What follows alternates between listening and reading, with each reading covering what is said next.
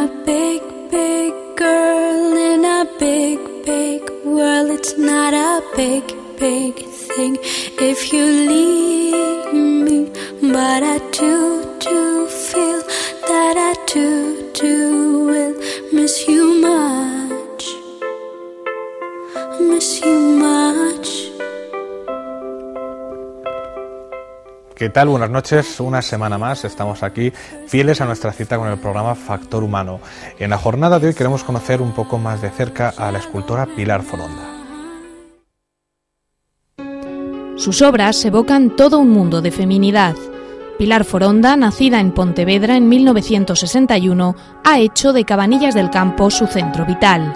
Aquí vive y aquí concibe alguna de sus obras en las que intenta plasmar sentimiento y personalidad. Toda una luchadora, Pilar es madre de 2 hijos, David y Carlos.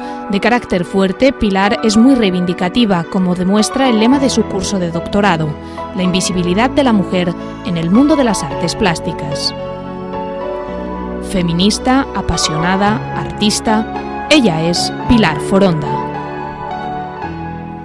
Ahí lo teníamos, Pilar Foronda, con ella vamos a comenzar a charlar durante los próximos minutos. Pilar, ¿qué tal? Buenas noches. Bien, buenas noches. Veíamos en ese vídeo, te veíamos trabajando en ese taller de escultura. Eres toda una escultora. ¿Cómo podríamos definir el oficio? Difícil, complicado, porque es muy pluridisciplinar. Se manejan muchas cosas a la vez. Interviene mucha gente en todo el proceso. El proceso es muy largo. Entonces es un oficio largo de aprender, sobre todo largo en el tiempo y denso. Tienes que picar de muchos sitios y de mucha gente, y luego es muy antiguo, es como se está trabajando todavía como se hacía en el siglo XIV, ¿no? ¿Y cómo te decidiste por él? No lo sé, ese es el gran misterio. Yo ingresé en Bellas Artes para hacer la especialidad de pintura. A mí lo que me gustaba era pintar, y me encontré con la escultura y hasta hoy fue una fascinación y me dura, todavía estoy ahí. ¿Y cuál fue ese punto de inflexión entre pintura y escultura, ese momento que dijiste? Intenté llevar las dos cosas a la vez, incluso después de licenciada durante bastantes años, 5 o 10 años todavía estuve pintando y esculpiendo. Lo que ocurre que la escultura se me daba bastante mejor y al final salió más rentable, ganó un poco la nómina más alta, ¿no? De alguna manera. Y todavía pinto, pero pinto muy poquito, es una cuestión de tiempo también. La escultura es muy exigente en tiempo. Decías que ganó la nómina más alta. ¿Vives, por tanto, de tu trabajo? Ahora sí, finalmente. Pero es un proceso muy lento, el de un artista, el de consolidarse, sí, y lograr mantener su trabajo. En general yo creo que cualquier artista plástico, hasta que maduras, tienes que madurar conceptualmente, tienes que madurar a nivel de oficio, de manejar el medio, de encontrar tu medio de expresión. No es lo mismo un plástico que maneje la videoinstalación o el body art a alguien que maneje escultura o pintura. Son temas muy diferentes. Entonces, digamos, la especialización, además como es un proceso de interiorización también muy largo, pues es muy personal y cada uno necesita su camino. Y luego el mercado tampoco es sencillo, ¿no? Entonces también tiene que haber ahí, tienes que encontrar la vía de entrada, por decirlo de algún modo, ¿no? El llegar a comprender de alguna manera cuál es la ley que marca el que logres una venta o no la logres, si es que hay alguna ley, que todavía creo que no la hay, pero de algún modo conseguir hacerte tu espacio, ¿no? No hay un espacio para los artistas, somos cada uno que nos lo tenemos que buscar. Entonces todo eso es un proceso de muchos años. Es lo que iba a preguntar, ¿hay alguna ley? ¿Hay alguna máxima que se pueda utilizar para escultura así? Vendo. Yo creo que no. Es una apuesta permanente. Yo recuerdo, así en mi proceso de aprendizaje, una exposición que hicimos yo y 2 compañeras, una pintora y una grabadora, en Hoyo de Manzanares, en Madrid, en el año 92, que no soñábamos vender nada y nos fue fantásticamente bien. Y no habíamos apostado nada por vender, habíamos sido súper creativas y nosotras pensábamos muy transgresoras y tal. Y sin embargo en el año 96, que me preparé una exposición individual muy cuidada, muy mimada, yo la pensaba muy comercial, no vendía absolutamente nada. Nunca, una exposición, yo he llegado a la conclusión finalmente que lo que tienes que hacer es una obra en la que tú creas y que defiendas siempre ante quien sea, independientemente de que logres venderla o no logres venderla, ¿no? Yo he quebrado 3 veces, mi taller ha quebrado 3 veces ya. Y he conseguido también muchas veces mantener la flote con la enseñanza, de modo que tampoco, no lo sé, yo creo que cada artista encuentra finalmente su pequeño nicho de mercado, por decirlo de algún modo, pero que tampoco el mercado es lo que debe de marcarte la creación, ¿no? De algún modo tienes que conseguir tener departamentos separados para un poco para tu mercadotecnia y otro poco para lo que es tu expresión creativa. Pero me imagino que el estar siempre sometido a la evaluación del público, la evaluación de si lo van a comprar, si no lo van a comprar, si va a gustar, si no va a gustar, genera también inseguridades e incluso generará cambios en la percepción que se tiene del arte en algunos momentos. Yo creo que hay que dejar eso aparte. Yo no, cuando estoy creando no pienso en si voy a lograr vender la pieza o no voy a lograr vender la pieza. Yo quiero hacer esa pieza porque necesito hacer esa pieza, surge de una necesidad, ¿no? Pilar la empresaria no está dentro del taller nunca. Pilar la empresaria está más en el gestor o cuando se sienta delante del ordenador, ¿no? A informatizar trabajos. Pero en el taller quien está es el creativo o en este caso que estáis viendo la persona que ya tiene años de oficio para poder hacer un buen terminado de una pieza, ¿no? Pero el concepto de venta, si lo tienes pegado, yo creo que eso es muy peligroso. Puedes acabar copiándote a ti mismo y hacer siempre la misma escultura, ¿no? Decías al principio, decía que bueno, es una búsqueda también constante de nosotros mismos, en el caso del arte, de lo que queremos expresar. ¿Qué es lo que quiere expresar Pilar Foronda? ¿Cuál es su concepción del arte?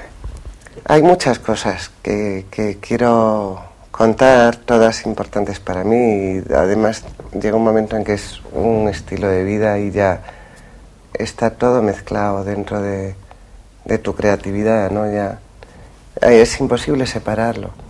Entonces, por una parte son las propias emociones que voy viviendo. En determinado momento hay algo que me detona, pues no sé, algo que veo, algo que siento en la calle me genera una fotografía mental, ¿no? Me genera una imagen y quiero hacer eso. Y además es obsesivo de algún modo, ¿no? Necesito hacer eso y expresar eso. El proceso es tan largo que mientras yo lo estoy plasmando se va alimentando de muchos sesos iguales, ¿no?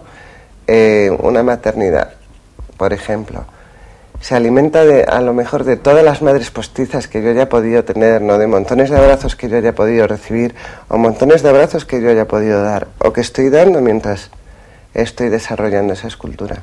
Entonces ya no es solo reflejo ese sentimiento así de abrazo maternal, sino a lo mejor estoy incorporando ahí toda la sabiduría que otras madres han podido pasarme a mí, ¿no? De amigas que tengo mayores en sabiduría y en años y con las que yo he tenido momentos de sosiego, pues todo eso lo puedo incorporar, que es por lo que quizás cuando termino una pieza suele salir tan emotiva, ¿no? No es solo una, por tanto, parte de una idea, pero finalmente es todo un proceso, como decías, se va surtiendo de muchísimas fuentes. ¿Cómo ha evolucionado Pilar desde esos inicios en los que pretendía ser pintora hasta ahora? Es difícil, la pregunta es difícil. Muchísimo. Y es complicado condensar tanto trabajo. Más que una pregunta para mí, eso es una pregunta para quien haga la crítica de la obra posteriormente, ¿no? El otro día tuvimos la Feria de la Mujer Emprendedora en Cabanillas del Campo y tenía un pequeño stand y tenía una pieza del año 96 y otra pieza del año 2006 en 3 metros cuadrados y escultóricamente la de 2006 tenía muchísima más fuerza, mucha más categoría y mucho más argumento escultórico. Baudelaire decía que la escultura tiene 365 puntos de vista, ¿no? Pues quizás la de 2006 tuviera los 365 y la del 96 solo tuviera 150. sabes más. El tiempo de trabajo enseña mucho. La madurez emocional también enseña mucho. Sabes manejar mejor los recursos, ¿no? Y momentos de crisis. Dicen que los artistas tenéis muchos momentos de crisis existencial, que os generan muchísimas dudas, que pasáis... Es un mito de los románticos del 19, ¿eh? Yo creo que es un poco... No sé, tenía Ada Alcácer, una pintora dominicana muy mayor, de 70 años, una de estas madres postizas que yo he tenido, ¿no? Decía que ella aspiraba a pintar cuadros como quien un panadero aspira a hacer barras de pan, y a mí es un término que me resulta muy asequible, muy cercano, ¿no? De algún modo yo aspiro a hacer esculturas exactamente igual. Las crisis son vitales. Me partió una pierna y estuve 2 años sin poder trabajar, pero es una enfermedad, no es algo que tú puedas controlar. No, existenciales al estilo de los románticos, yo creo que fue ese periodo concreto, ¿no? De los poetas malditos y Baudelaire y toda esta gente. Realmente yo no tengo sensación de pasar por crisis existenciales. Sí que soy muy emocional y muy temperamental, y me resulta a veces muy difícil separar la vida creativa de la vida cotidiana, y siempre anda todo mezclado, ¿no? Y pueden salir dibujos en medio de yo qué sé, de las notas de mis hijos, o sea, eso sí que me sucede. Pero quizás un poco de anarquía, o quizás un modo diferente de vivir. Pero crisis existenciales realmente yo no las he padecido. Y en todos estos años, Pilar, ¿cuántas obras ha realizado? No lo sé, no las tengo contabilizadas. Quizás alrededor de unas 50. Y en cada ellas pone un poquito de usted, como decía, un poquito de su vida, un poquito de sus sentimientos. Una vez, si tuviésemos que juntar todas las obras y las pudiésemos hacerlo físicamente, poner todas las obras de Pilar Foronda una detrás de otra, ¿con cuál se quedaría? ¿Cuál podríamos decir? Todas. Yo, cada pieza que he sacado, la saco con un convencimiento tan absoluto. No soy rápida trabajando. Pongo calidad, no cantidad, ¿no?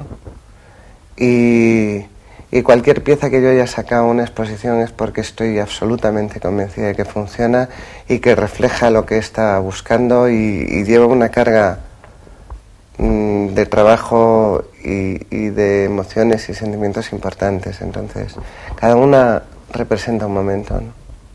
No nos podríamos quedar con una que lleve mayor carga, o bueno, que simplemente se tenga cariño. La última. La que vamos a exponer va a haber en el ayuntamiento, en la puerta del ayuntamiento de Cabanillas del Campo. En la plaza del ayuntamiento. Ajá.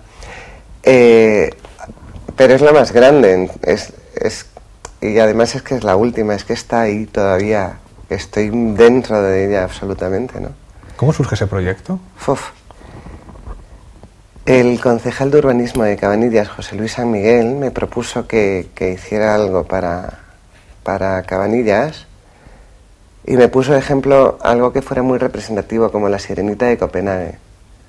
Y entonces estuve 3 meses, me pidió además, después de mi rotura de pierna, había tenido un tiempo ahí muy hueco y muy vacío, que de algún modo aproveché para hacer los estudios de posgrado y el trabajo de investigación tutelada, pero estaba muy metida en libros, ¿no?